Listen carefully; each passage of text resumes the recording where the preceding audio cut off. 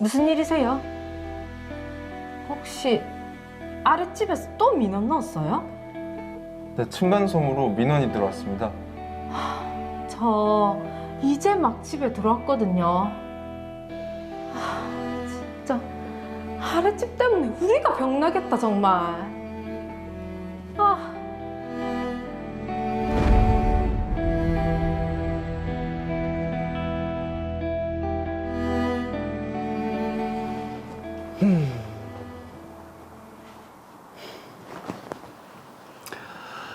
전세만 살다가 진짜 내 집 마련하니까 좋지. 당신 그걸 말이라고 하나? 너무 좋다. 싸우지 말고 잘 살아보자. 당신만 잘하면 된다. 보통은 다 그렇죠. 맞는 말이죠. 네. 소음이요? 아, 어제 이사한다고 좀 시끄러웠나 보네요. 네, 조심하겠습니다.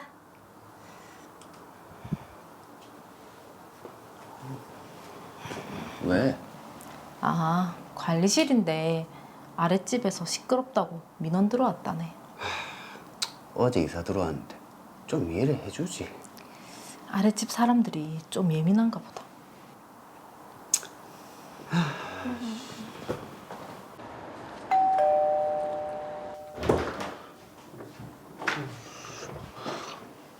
누구지?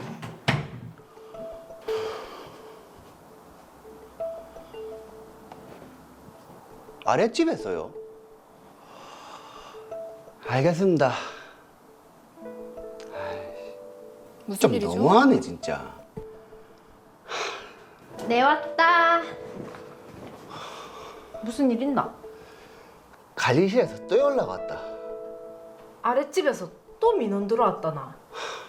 아니 내가 아무것도 안 하고 화장실 쓰고 나왔는데 좀 어이가 없네. 안 되겠다. 밑에 집에 가봐야 되겠다. 가지 마라. 요즘엔 찾아가서 항의하는 것도 불법이라더라. 그 실내화는 왜 사왔노? 아, 실내화 신으면 발망치 소리 안 날까 이거. 아니 내 집에서까지 꼭 이렇게 해야 되나? 어쩌겠노. 요즘에 층간소음 문제가 심하다고 안 하나. 서로 조심해야지. 어젯밤 10시 물 내리는 소리, 오늘 아침 7시 쿵쿵 발망치 소리. 아이고. 도저히 시끄러워서 살 수가 있나 진짜. 와.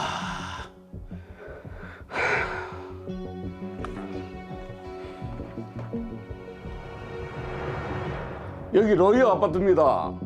이 집 층간 소음 때문에 도대체 시끄러워서 살 수가 없습니다.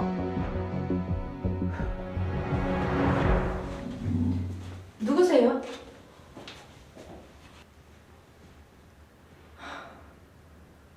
혹시 아랫집에서 또 민원 넣었어요? 네, 층간소음으로 민원이 들어왔습니다. 저 이제 막 집에 들어왔거든요. 저희도 민원이 들어온 이상 조치는 취해야 해서요. 주의 좀 해주세요. 알겠습니다. 야, 이제 들어와도 아, 민원이. 진짜 아랫집 때문에 우리가 병나겠다 정말. 아, 저희 부부는 거의 살얼음판을 걷는 듯 최대한 조심해서 생활했지만 아랫집에서는 하루가 멀다 하고 층간소음으로 민원을 넣었습니다. 알겠습니다. 이게 뭔 소리고? 어? 아랫집 같은데. 이거 보복용 우퍼 스피커가 뭔가 튼거 아이가? 씨, 내 이 인간 진짜 씨. 여보, 아랫집 사람 정상 아닌 것 같다. 괜히 가서 따졌다가 해코지하면 어떡하노. 가지 마라. 아랫집 사람 무섭다 무서워. 결국 저희 부부는 불안장애, 우울증 진단까지 받았고 아유. 이 집에 살다가는 병이 나서 죽을 수도 있겠다는 생각에 급히 집을 팔고 이사를 나갈 수밖에 없었습니다.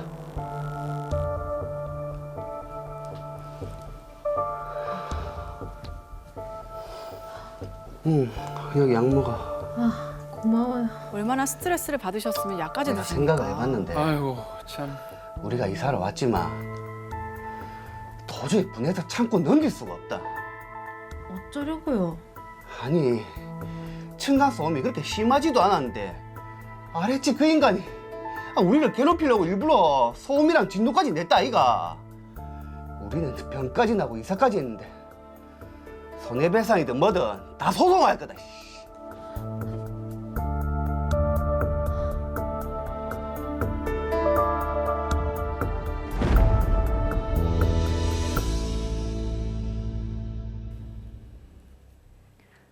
자, 지금 층간소음 분쟁이 발생을 했는데요. 이상철, 윤하영 씨 부부, 그동안 얼마나 더 고통스럽고 또 억울했겠습니까? 그래서 저 부부의 분하고 억울한 사연을 빨리 해결하기 위해서 사건 정리부터 해보겠습니다. 이상철, 윤하영 씨 부부는 김종백 씨의 집 위층으로 이사를 했는데요.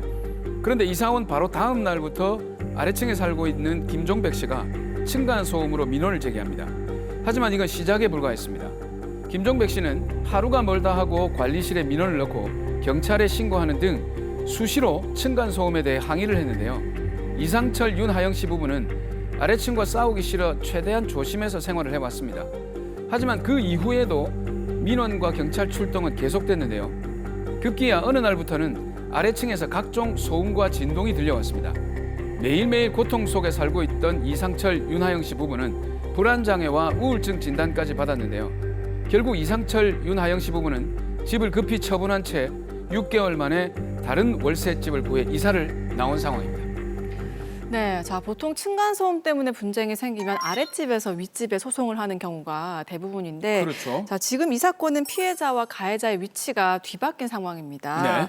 자, 함호진 변호사님, 이상철 씨 부부가 아랫집 김종백 씨를 상대로 소송을 제기하겠다라고 했는데 가능할까요? 네, 가능합니다. 이상철 씨 부부는 김종백 씨를 상대로 고의적인 소음과 진동 유발 등을 원인으로 해서 불법행위에 따른 손해배상 청구 소송을 제기할 수 있습니다. 자, 손해배상 청구가 가능하다는 것은 지금 아래층에 사는 김종백 씨가 역으로 층간소음을 유발한 것이 인정이 된다는 말씀이시네요? 네, 그렇습니다.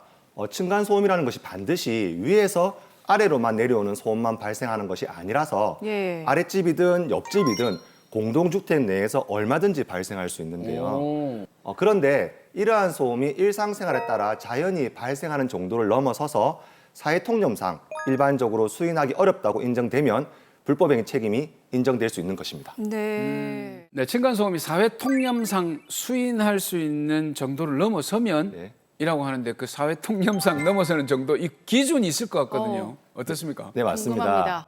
공동주택 층간소음의 범위와 기준에 관해서는 법으로 규정하고 있는데요.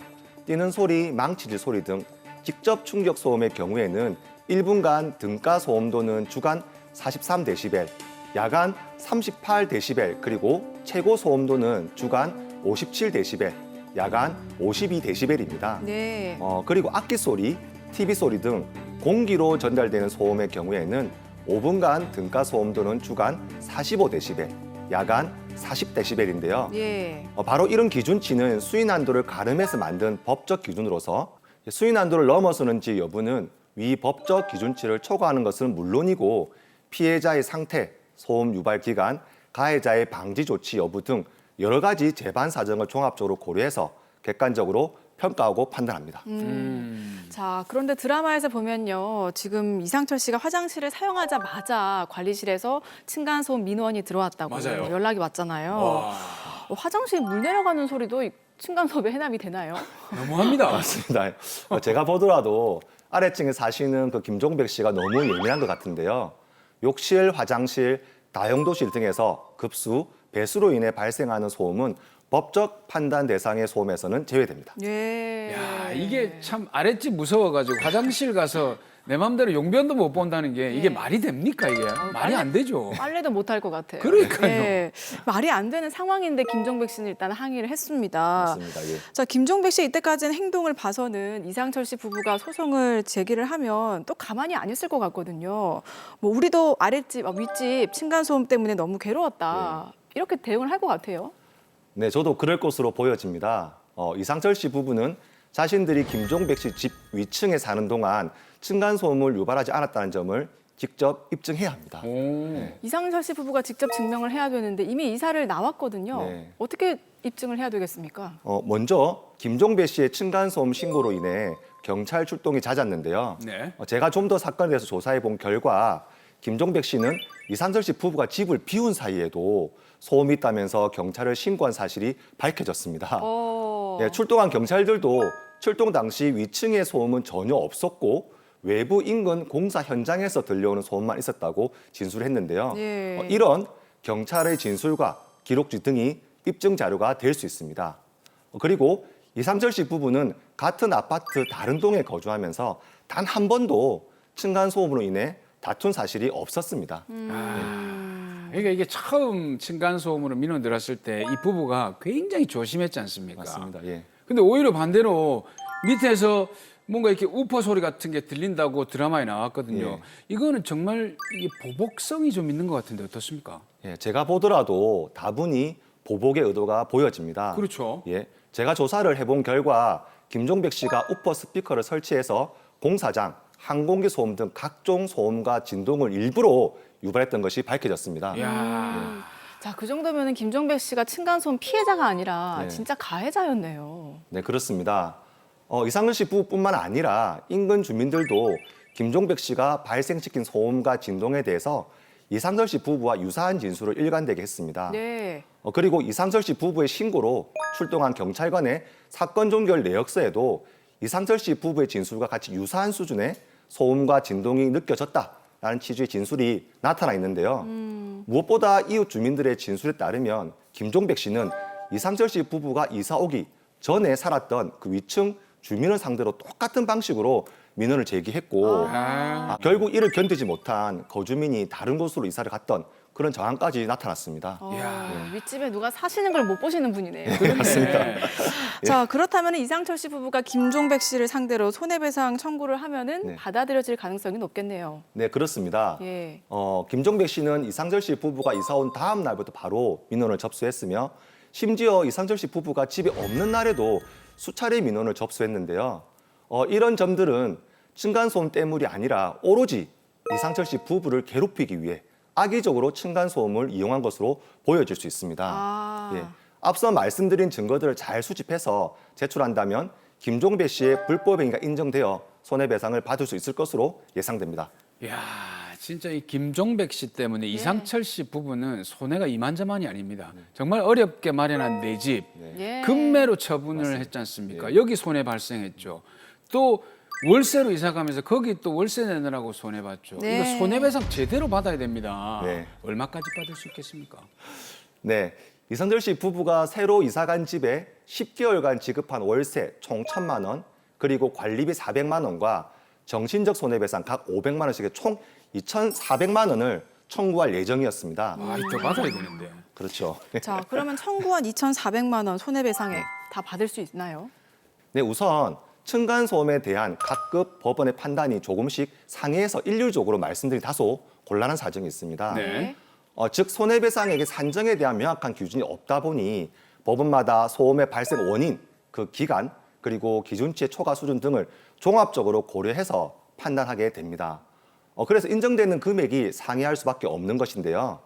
다만 이 사건에서 이상철 씨 부부는 이사를 나간 이후부터 월세로 살았던 기간 동안 발생한 월세 전액과 정신적 손해에 따른 손해배상은 인정받을 여지가 있어 보입니다. 네. 하지만 관리비에 대해서는 해당 아파트에 그대로 거주하였다 하더라도 당연히 발생하는 비용이라고 보여지기 때문에 이에 대해서는 받아들여지지 않을 수 있다고 판단됩니다. 자, 보통 층간소음으로 발생한 손해배상액은 그렇게 크지 않다고 들었는데 네. 지금 월세 전액 그리고 정신적 손해배상까지 받을 수 있다고 하니까 다행이네요. 네, 맞습니다.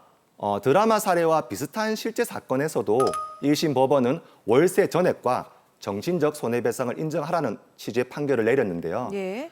다만 이 같은 판결은 기존 판결과 비교해서 다소 약간 이례적인 판결에 속합니다. 아, 왜냐하면 아무리 층간소음으로 인해 이사를 나갔다고 하더라도 이사를 나간 자가 월세로 거주할지 아니면 전세로 거주할지 아니면 다시 새롭게 자신의 주택을 마련해서 자가 형태로 거주할지에 대해서는 전혀 예상하기 어려운 것이 통상적인데요. 그렇죠. 예, 그리고 이처럼 다소 예상하기 어려운 손해 형태를 저희는 특별손해라고 지칭합니다. 네. 그와 같은 특별손해는 가해자가 그와 같은 손해 발생을 예견했거나 예견할 수 있었다는 사실이 입증되어야 합니다. 네. 따라서 이러한 사정을 감안할 때 실제 월세로 지급된 금액 전액을 손해액으로 인정한 판결이 있었다고 하여 항상 동일한 결론에 이를 것으로 쉽사리 단정지어서는 안 될 것입니다. 야, 이게 이상철 씨 부부가 싸우기 싫어서 참았던 건데, 야, 이게 지금 층간소음으로 사실 이렇게 상처가 깊어지기 전에 네. 뭐 이렇게 방지를 하는 예방법 이런 건 없을까요? 네, 있습니다. 예. 층간소음으로 갈등이 발생하는 경우 우선 중앙공동주택관리분쟁조정위원회에 조정을 한번 신청해 볼 수 있습니다. 네.